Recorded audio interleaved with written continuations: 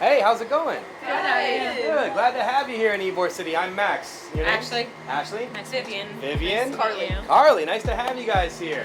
First time in Ybor City, I doubt it, since you're playing for the Tampa Bay Sun. This is one of the more historic areas of Tampa, Florida. But any questions about this place before we walk through it? Oh, I was just wondering, what's the connection between the Hispanic heritage and Ybor? That's a good question, actually. It's a very deep heritage. In fact, Ybor City is known as the Latin Quarter of Tampa, Florida, much like the French Quarter of New Orleans. This place is where all Latin America came and found paradise in America in the cigar industry, because this was the cigar capital of the entire world. So all from around Latin America, Cuban, Puerto Rican, Spanish as well, they came this way and they found paradise in the New World. That's pretty cool. That's really cool. So what we'll do, we'll take a little walk around, see some old school buildings, learn a little bit about the Cuban and Latin heritage that happened here, and then, get to know Ybor City a little bit. How's that sound? Thanks. Come on, follow me. Let's go.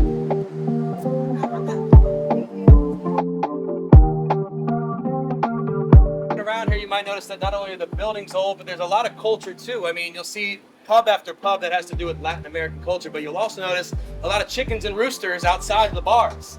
See, the chickens and roosters came here with the immigrants as a food source, also a source of entertainment. Before they had soccer here, they had other things going on. But eventually when Ybor, people started leaving it, they just left them behind, and they're very resilient birds. They just kept having babies, and now there's around 300 that wander Ybor City. Over your shoulder here is one of the more historic buildings in Ybor City. This is El Centro Español. This was the Spanish social club of Ybor City. Because as I mentioned, this was a big melting pot of different Latin cultures, and they all got along pretty well. But eventually they started longing for where they came from. They missed the songs from the old country, the foods from the old country. So all of them started building social clubs like this one here. And after a long day of speaking broken English in the streets, the Spaniards would go in there and only speak Spanish. So shall we go inside and join them? Let's do it. All right, let's do it. So now you see how beautiful El Centro Español is. I mean, everything you see here is original from the year 1912. This place was the hub of the Spanish community.